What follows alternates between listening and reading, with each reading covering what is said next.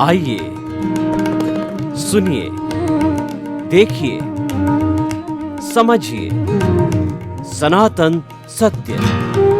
जैसी दृष्टि वैसी सृष्टि, दृष्टि विज्ञान।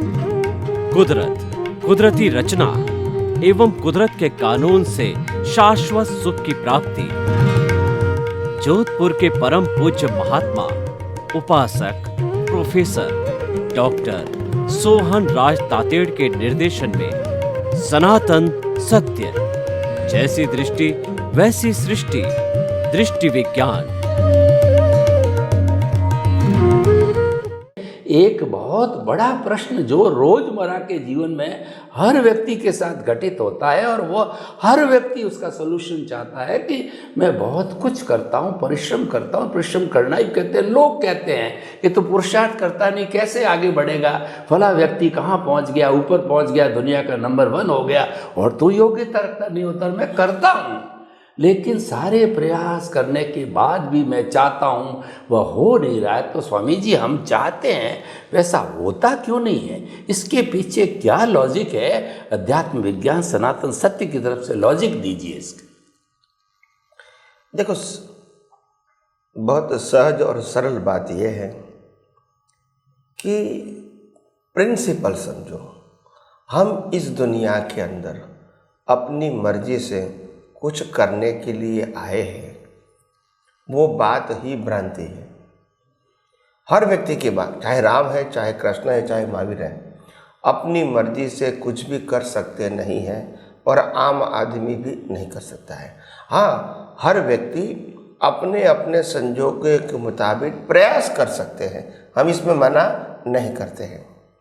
क्यों नहीं कर सकते हैं? क्योंकि पूरी लाइफ या पूरा जीवन जो मन वचन काया से जीते हैं, वो पिछले अवतार के प्रोग्राम से प्ले होता है और प्रोग्राम के मुताबिक जब प्ले होगा तो ये जो प्लेयर है उनके पास तो कोई चॉइस है ही नहीं। कठपुतली है प्रोग्राम पिछले अवतार का और संजोग कुदरत देते हैं और प्लेयर भी कुदरत देते हैं। तो प्लेयर तो प्ले करेगा हैज पर द सर्कमस्टांसेस एंड हैज पर द प्रोग्राम।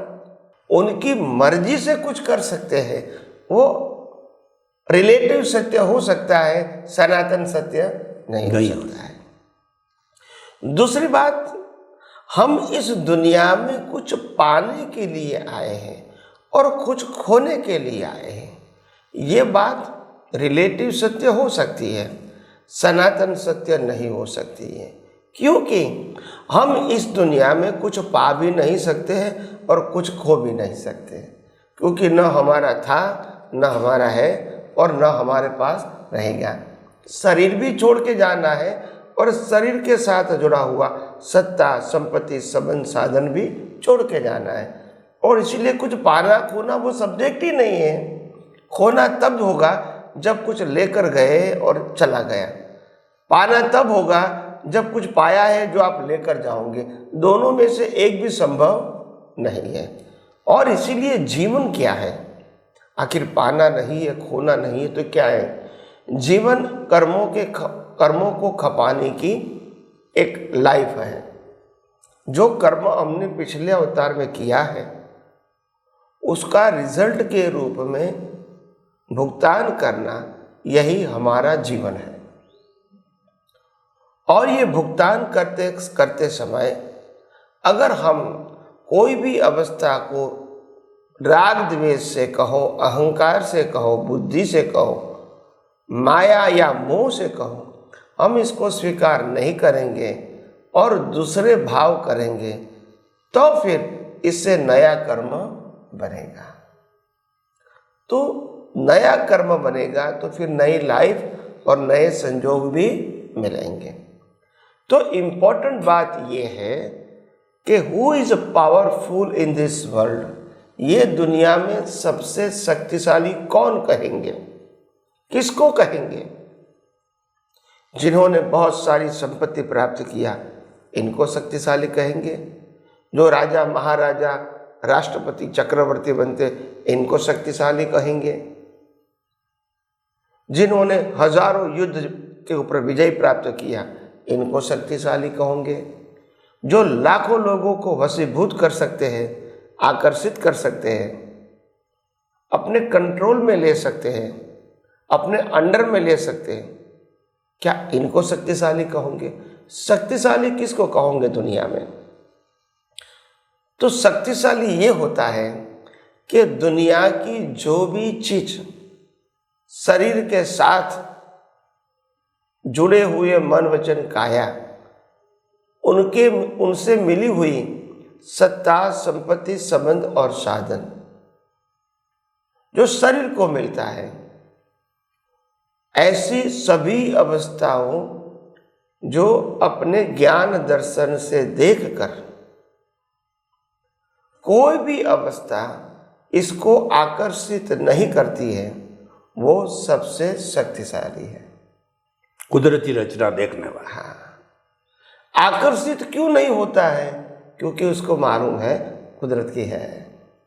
मैं अगर पाना चाहूंगा तो भी पा नहीं सकता हूं, क्योंकि मेरी हो ही नहीं सकती। अगर मेरे भाव से अगर मेरे को मिलेगी भी तो भी थोड़े समय के लिए, ये कोई परमानेंट तो मैं प्राप्त नहीं कर सकता हूं।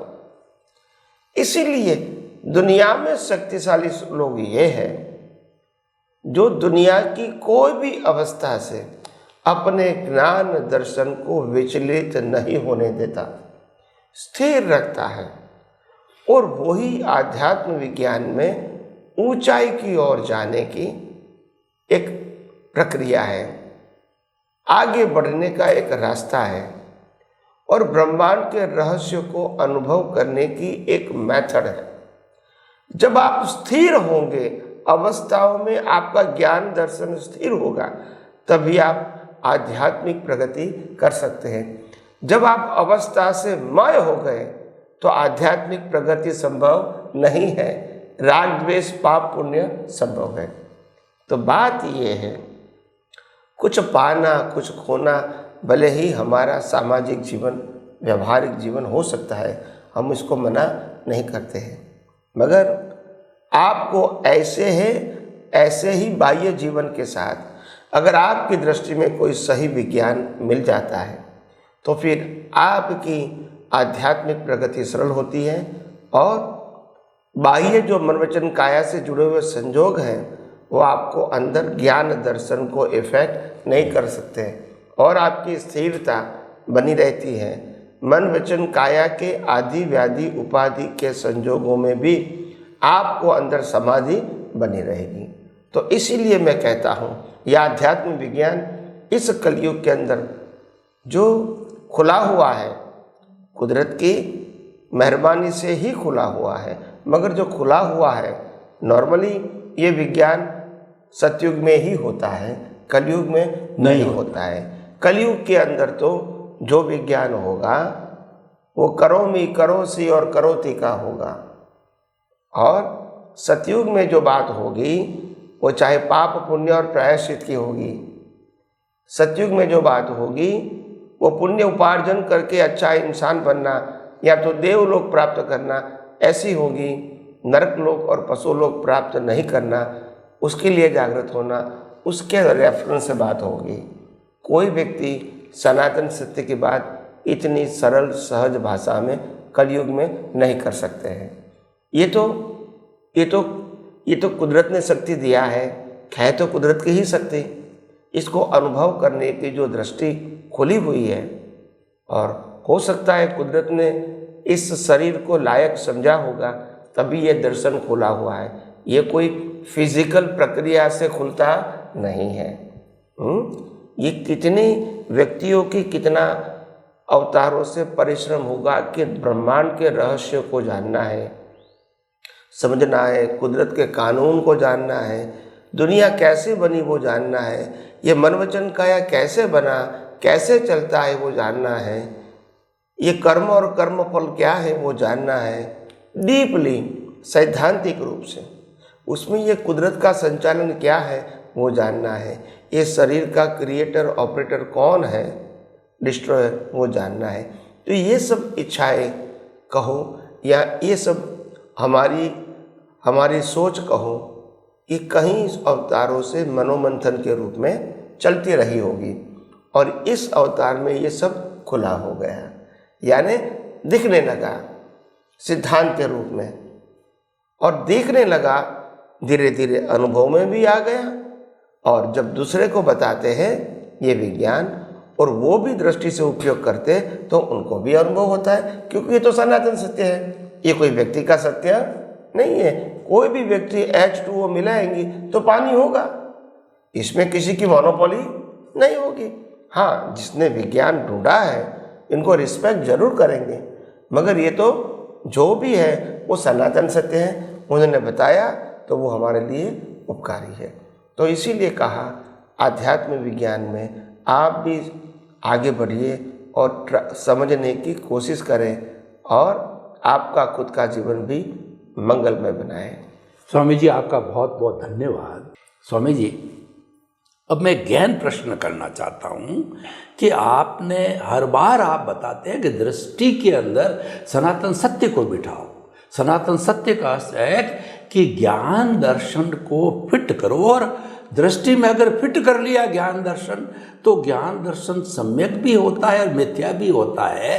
तो जो मैं समझाऊं, मेरा समझ को सही करना चाहता हूं, और भी महात्मा गण हैं जो साधनाशील है वो भी इस बात को सुन करके और अपनी समझ को सही करेंगे कि अगर मैं जो कुछ भी मन वचन काया से जन्म से मृत्यु तक घटित होता है उसको कुदरती रचना देखता रहता हूँ, मानता रहता हूँ, उसमें पूरा रचा पचा रहता हूँ, तो वो मेरा सम्यक ज्ञान दर्शन है। और जहाँ मैंने वहाँ से विचलित हुआ कि ये मैंने किया है, मैं करने वाला हूँ, कर्ता भाव और जो ऑनरशिप डूअरशिप है, ब्लेम क्लेम के अंदर चला जाता हूँ, फोर्स से जाओ कैसे भी जाओ, तो मिथ्या ज्ञान दर्शन हो जाता है। वो भटकाने वाला हो जाएगा, घुमाने वाला हो जाएगा, वो देहाध्यास में चला जाएगा। स्वामी जी, क्या मेरी ये सोच, मेरी समझ सही है? कृपया इस पर प्रकाश डालिए, क्योंकि दोनों साथ रहते हैं। और सबसे बड़ी बात यह है कि ज्ञान दर्शन जो होता है इसका एक नाम है दृष्टि, और वो दृष्टि इंसान के पास मिथ्या ज्ञान और मिथ्या दर्शन के रूप में तो है ही, क्योंकि लोक संज्ञा से कई अवतारों से उनके साथ जुड़ी हुई है, मिली हुई है, और इसीलिए मिथ्या ज्ञान, मिथ्या दर्शन और मोहनीय होना ये तो वो कैरी फॉरवर्ड लेकर आते हैं सभी व्यक्ति। मगर सम्यक ज्ञान और सम्यक दर्शन वाली दृष्टि बनाना वो बहुत बड़ा आंतरिक पुरुषार्थ है, वो बाह्य पुरुषार्थ नहीं है। और वो पुरुषार्थ जहाँ तक आपको साइंटिफिक विजन नहीं मिलेगा तो पुरुषार्थ भी साइंटिफिक कैसे होगा? साइंटिफिक का मतलब सनातन, साइंटिफिक का मतलब लॉ ऑफ नेचर। तो पहले आपको ये समझना पड़ेगा विज्ञान के माध्यम से, सिद्धांत के माध्यम से, कि आप शरीर हो या आत्मा हो। और ये दोनों अगर आपको समझ में आता है कि आत्मा मैं स्वयंभू हूँ, आत्मा मैं स्वयंभू हूँ, और आत्मा का ज्ञान दर्शन वो भी सहज है, और आत्मा की हर क्वालिटीज़ वो भी परमानेंट है, आत्मा खुद ही अविनाशी है, और आत्मा के अंदर कर्म बांधने की और कर्म को भुगतान करने की स्वतंत्रता नहीं है।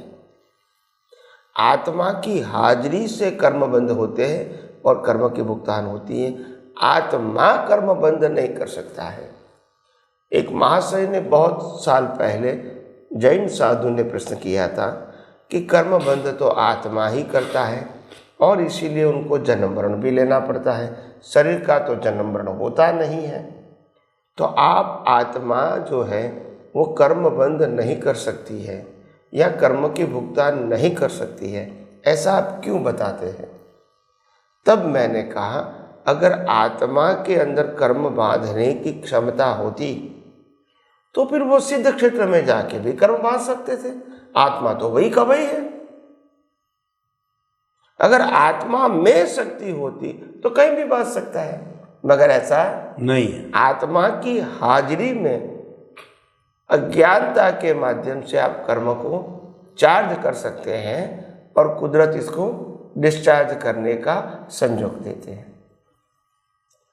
तो कहने का मतलब ये है कि हम कई अवतारों से सिद्धांत को समझने में भटक गए और धर्म के अंदर खास करके धार्मिक सत्य, मन वचन काया की शुद्धि और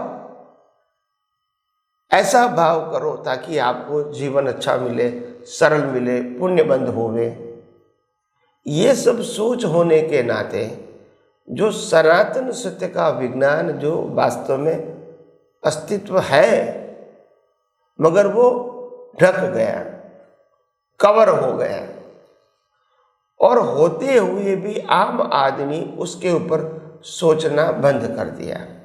और गुरु परंपरा भी ऐसी मिली कि आपको सिर्फ फॉर्मेट की ही बात करने लगे, विस्मृति हो गई, उसकी विस्मृति हो गई।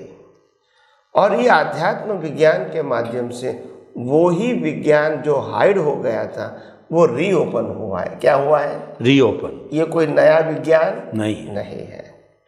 तो इसीलिए जितना भी आप ये विज्ञान समझोगे, मैं समझता हूँ आपका जीवन एकदम सरल और सहज बन जाएगा और आपकी दृष्टि विशाल और कोई भी चीज़ को समझने में एकदम शार्प रहेगी। कोई भी अवस्था को आप विशाल दृष्टि से डाइजेस्ट करोगे और कोई भी परिस्थिति को समझने के लिए आपके पास शार्पनेस का विजन होगा। और शार्पनेस का विजन ये है कि इतने सारे रिलेटिव सत्य के ऑप्शन में आपको सनातन सत्य वाली दृष्टि ही बनाना है। ऑप्शन तो बहुत है रिलेटिव सत्य में, तो ये प्रैक्टिस करके शार्पनेस आएगी, ब्रॉडनेस आएगी, मैच्योरिटी बढ़ेगी, साहजिकता, सरलता, सहजता अपने आप जुड़ेगी। और इसीलिए मैं समझता हूँ ये आध्यात्म विज्ञान इस कलयुग के अंदर जिसको भी संसार से मुक्ति पाना है उनके लिए तो दीवादाड़ी समान है ही, मगर जो लोगों को मोक्ष में नहीं जाना है, केवल सामाजिक और धार्मिक जीवन जीना है, इसको भी अगर ये विज्ञान जानेंगे तो मैं समझता हूँ उनका भी जीवन जो है धीरे धीरे बाहर की अवस्थाओं की असरों से मुक्त रहेगा और अंदर एक प्रकार की शांति और समाधान और स्थिरता की अनुभूति कर सकते हैं, जिसको आम लोग समाधि कहते हैं। वो आप खुली आंखें हलन चलन करते हुए भी आप समाधि की अनुभूति कर सकते हो। तो मेरा कहने का मतलब ये है कि इसीलिए आध्यात्म विज्ञान को हर व्यक्ति अपने जीवन में भले ही मोक्ष में जाना है या न जाना, फिर भी समझने की कोशिश करो, उसी में ही आपकी भलाई है, कोई नुकसान नहीं है। तो आइए हम सब आध्यात्म विज्ञान को और आगे समझने की कोशिश करेंगे नए नए एपिसोड में, और हमारा सबका जीवन मंगलमय बने। अभी बात चली थी, आप 3 तरह के धर्मों की चर्चा करते हैं, सामाजिक, धार्मिक और सनातन सत्य, जो अध्यात्म विज्ञान कहलाता है। अध्यात्म विज्ञान की तो आप चर्चा करते हैं और वो तो आ गया, उसके बाद तो कुछ है ही नहीं सनातन के बाद में। परंतु कोई व्यक्ति धार्मिक है, सामाजिक है, चाहे वो सन्यासी है, चाहे वो गृहस्थी है, उसको हम सनातन सत्य की बात बताना चाहते हैं तो किस तरीके से, क्योंकि वो तो ये मानता है कि मन वचन काया की शुभ प्रवृत्ति के द्वारा पुण्य का बंध होता है, निर्जरा होती है। पुण्य के बंध से हमको सद्गति मिलती है, और ये बंध पूर्वक निर्जरा जो होती है, निर्जरा धीरे धीरे मुक्ति की ओर ले जाती है। बंध पूर्वक निर्जरा का उनका कॉन्सेप्ट है। तो हम बताना चाहते हैं कि ऐसे लोगों को सनातन सत्य स्टेप बाय स्टेप हम कैसे समझावें लॉजिकली, कि वो धीरे धीरे एक बार नहीं कई बार ये डिस्कशन करते करते वो माने या न माने, उसकी मान्यता वो अलग है। हम तो सनातन सत्य को एस्टेब्लिश करना चाहते हैं। तो कृपया वो मार्ग बताइए, ताकि कि हम बड़े आत्मविश्वास के साथ में सनातन सत्य को, धार्मिक हो चाहे सामाजिक हो, उसके सामने बिना झिझक के रखें और वह उसको रिकॉग्नाइज करें। धन्यवाद प्रश्न के लिए। सबसे बड़ी बात यह है कि हर व्यक्ति अपने जीवन में आगे तो बढ़ना चाहती है, ऐसा नहीं कि नहीं बढ़ना चाहती है, मगर जैसे जिनकी सोच होती उसी दिशा में वो प्रयास करेंगे। और इसीलिए जब तक हमारी सोच में सामाजिक और धार्मिक सत्य ही एक अंडरस्टैंडिंग के लेवल पर है, तो स्वाभाविक हमारा पुरुषार्थ भी उसी प्रकार का रहेगा, सोच भी उसी प्रकार का रहेगा और भाव भी उसी प्रकार का रहेगा। और अगर आध्यात्मिक सोच होती है तो उसी प्रकार से हमारी सोच रहेगी। तो इम्पोर्टेंट बात यह है कि सामाजिक और धार्मिक सत्य को मानने वाले व्यक्ति को आध्यात्मिक दृष्टि का लाभ कैसे मिले। हालांकि वो अभी मुक्ति के मार्ग में आगे बढ़ना नहीं चाहते हैं, अपनी सामाजिक और धार्मिक सत्य को पकड़ के ही आगे बढ़ना चाहते हैं। तो इनको ये आध्यात्म विज्ञान कैसे हेल्प कर सकते हैं। तो बात तो सहज है, सरल है। दुनिया में कोई भी व्यक्ति, चाहे वो सामाजिक है या धार्मिक है, विज्ञान का प्रिंसिपल एक होने के नाते अगर सामाजिक व्यक्ति भी अगर सामाजिक सत्य के साथ समाज में जीते जीते भी कुदरती कानून को या कुदरत को या कुदरती रचना को जितना जितना समझने की कोशिश करेगा, इतना उसका जीवन सरल, सहज और सुगम बनेगा। कैसे?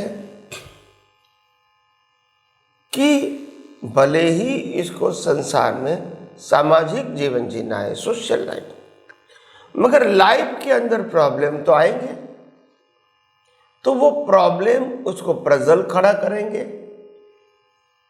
और इसका कोई परमानेंट सॉल्यूशन उसको नहीं मिलेगा। तो फिर ये विज्ञान ऐसा है, सामाजिक जीवन के हर पहलुओं को वैज्ञानिक दृष्टिकोण से देखने की जो उनकी कला है, क्षमता है, इसके मुताबिक वो कोई भी परिस्थिति में समाधान प्राप्त करके समाधि की अनुभूति कर सकता है। क्योंकि ज्यादातर लोग तो अपने जीवन में रिलेटिव सत्य का ज्यादा उपयोग करते हैं। क्रिया के रूप में करना वो तो उदय कर्म है, दृष्टि के रूप में भी रिलेटिव सत्य का उपयोग करते हैं और इसके लिए उनको जीवन में पजल होते ही रहते हैं और जिसका उनके पास कोई परमानेंट सॉल्यूशन नहीं होता है। सॉल्यूशन वही होता है, समय पसार करो बस। तो ये कोई आध्यात्मिक फिलॉसफी नहीं है। आध्यात्मिक फिलॉसफी है कि कम से कम आप सनातन सत्य को तो समझो, ताकि आपके जीवन में अप्स एंड डाउन्स आवे, आपकी सोशल लाइफ में अप्स एंड डाउन्स आवे, तो भी आप इसमें आसानी से स्वस्थ रह सकेंगे, स्थिर रह सकेंगे, अगर आपने आध्यात्म विज्ञान को जाना है तो।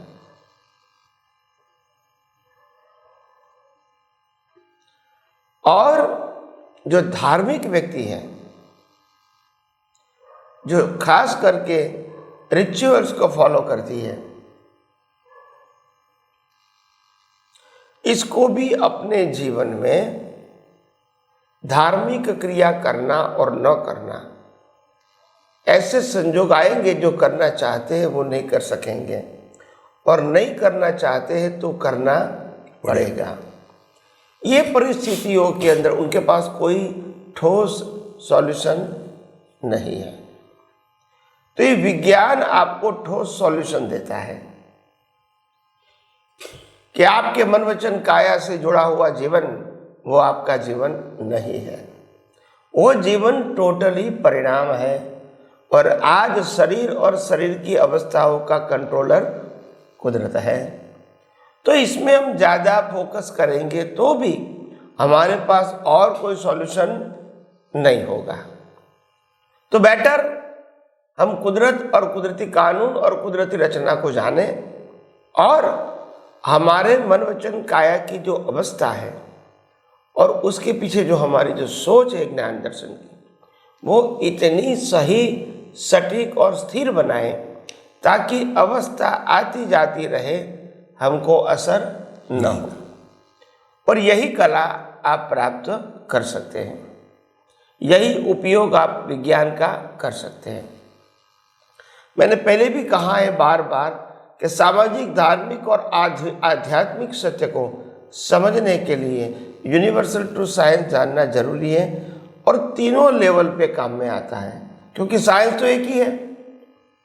साइंस का लेवल अलग अलग नहीं है, साइंस एक ही लेवल का है, सनातन सत्य। आपका लेवल अलग अलग हो सकता है। इनमें विज्ञान तो एक ही प्रकार का है, और इसीलिए सनातन सत्य को समझना आम व्यक्तियों के लिए अगर दृष्टि मिलती है तो बहुत आसान है, और दृष्टि नहीं मिलती है तो बहुत डिफिकल्ट भी है। बिना नयन पावे नहीं बिना नयन की बात, ये आंखों देखे सत्य की बात नहीं है, वो बियॉन्ड है। जो 5 इंद्रियों से भी अनुभव में नहीं आता है वो सनातन सत्य है, जो कुदरती कानून के ऊपर आधारित है, जिनका रचयिता कुदरत खुद है। और इसीलिए अगर हम सच्चाई जानेंगे तो ब्लेम और क्लेम कभी कुदरत के ऊपर नहीं करेंगे, और कभी भी अगर ये विज्ञान जानेंगे तो कभी भी हम प्राप्ति की या नुकसान की बात भी नहीं करेंगे। और इसीलिए ये विज्ञान हमारे लिए समझना बहुत जरूरी है। सामाजिक और धार्मिक व्यक्ति भी अगर विज्ञान समझती है तो उनके जीवन में जो कुछ संजोग आएंगे, अप्स एंड डाउन्स, इसमें आसानी से वो स्थिर रह सकेंगे। बाहर के संजोग तो उदय कर्म के अधीन रहेंगे, अंदर का ज्ञान दर्शन क्या रहेगा? स्थिर रहेगा। तो इसीलिए विज्ञान को विज्ञान की तरह समझोगे तो न केवल मोक्ष के लिए, संसार के लिए भी वो इतना ही जरूरी है समझना। स्वामी जी, आपका बहुत बहुत धन्यवाद।